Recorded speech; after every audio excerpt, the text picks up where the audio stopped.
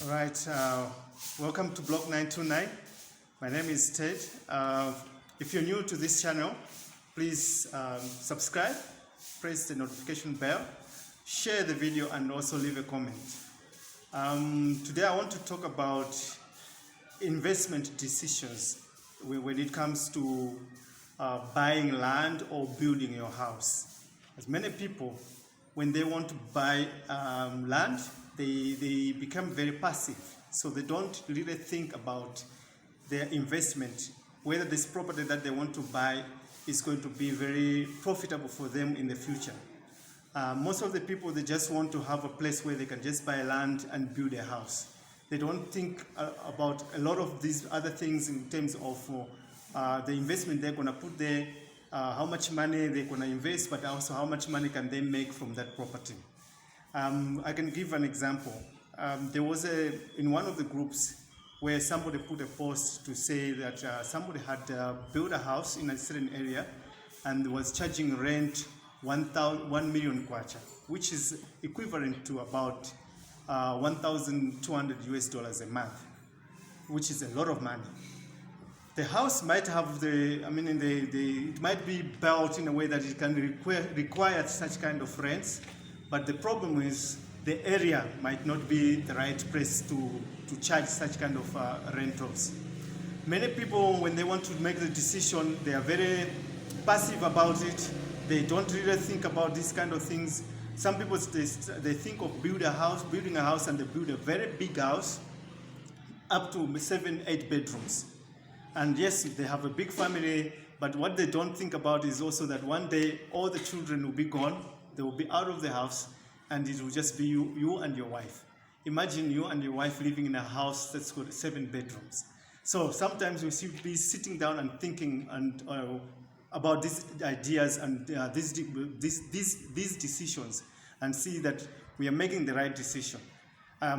We built our own house. Our house has got 3 bedrooms. It's a very small little house, a duplex, I can say. I think when my children are gone, it's just me and my wife. The house is actually good enough for us to live in. It's got our main bedroom, which is upstairs, and then the 2 other bedrooms at the bottom. But we're also going to put a guest house where, when we are much older, we can't be able to walk up and down the stairs. We can stay at the back there.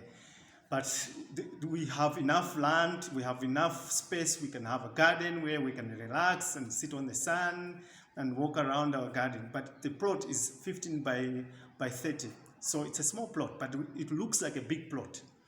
So these are the kind of decisions that most of the times people ask me when they want to build a house, to give them ideas on how to build a house. So I always ask them, why are you building this house? Are you building the house for you to live in, or do you want to rent it out?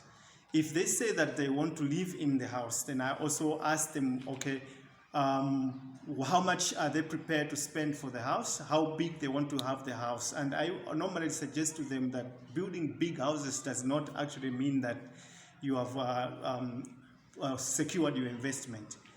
Sometimes building a very big house can actually make you a loss in the future when you decide to sell the house, because you might not recover your money that you've spent in the house because of the areas. And when people say they want to rent the houses out, I always ask them, who are they targeting to rent in their house? What type of tenant do they want to have? Do they want to have Malawian tenants, or they want to have expats as their tenants? Because we have come to learn that expats have got their own tastes, their own likes. They don't like houses with a lot of burglar bars. They like open plan houses. They want houses to have to exhibit a lot of space. While we as Malawians, we like to have houses. First of all, when we want to rent a house, we're thinking of security. We want a house that's got a lot of burglar bars. We want a house that's enclosed with high walls. So depending on the type of customers, clients or tenants that you want to have to live in your house, it will also affect your decisions when you want to build your house. So these are the kind of questions that we always ask when people want to get ideas to say they want to rent. If you are targeting expats, you need to make sure that your houses are going to be in a good area. So it's going to be in a low density area. And also the way you build your house should be a house that displays a lot of space, and it's got big windows, a lot of light coming in there, and also your landscape is very good, well designed, it's got enough space outside for landscaping. So yeah, but when you're targeting locals like Malawians, you now know that you don't have to be so in details when it comes to that, but mostly you must protect your house with a lot of burglar bars. You make sure that your walls are very high, because people want to always enclose themselves in an enclosed area. So you want to build a house, you have to sit down, think about it, because when in the future, when you are not there, your children might make so many types of decisions. They might not want to live in your house. They want to rent it out. Will they be able to get the rent in, or will they be able to secure tenants to live in the house? Or sometimes they want to decide that they will sell the house. How much money are they going to get when they sell the house? For instance, the workshop that we are building on our site, I've designed it in a way that we want to be able to make our products in there, our machines and all those kind of things. But in the future, when my children cannot be able to do this kind of business, they can use the workshop for other things. They can use it as a shop. It will be a self-service shop, and the kitchen can be turned into a butcher where they can buy their meat and all that stuff. Upstairs, the other office can be used as a salon or massage parlor, or on the other side, they can use it as a gym or a pharmacy. So you can use the place for many things. Or else they can also use the workshop as a hall, where people are going to hire out and have functions, birthday parties, weddings, and all those kind of things. Or else they can decide that they want to turn this whole place to be a shisha nyama, whereby the kitchen is going to be the butcher. People will buy their meat there, and inside the workshop there will be sitting area, big screen. People can sit and eat their meat. Outside they can have a garden where they can relax, and there's a big roaster area where there's some chef that is going to be roasting the meat for the people, and people can just make a choice of what type of meat they want.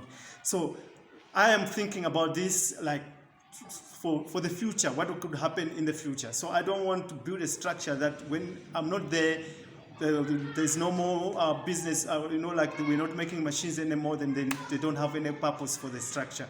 And even if they decide to sell it, they can sell it to somebody who can open a clinic or a pub or something like that, and they'll still make a lot of money. So yeah, always remember, when you want to invest your money to build your house, you must sit down and you must think about what kind of investment you want to put in that house. Do you want a house that's going to give you back your money in the future? Or you want a house that will always give you money to pay you as you relax? Or else you want a house where you're going to live in and you don't mind whether you're going to be able to sell in the future or not. So you have to think of this. You don't want to make decisions and then in the future you regret. Don't forget to subscribe to the channel, like the video, share it, and also leave a comment. Thank you.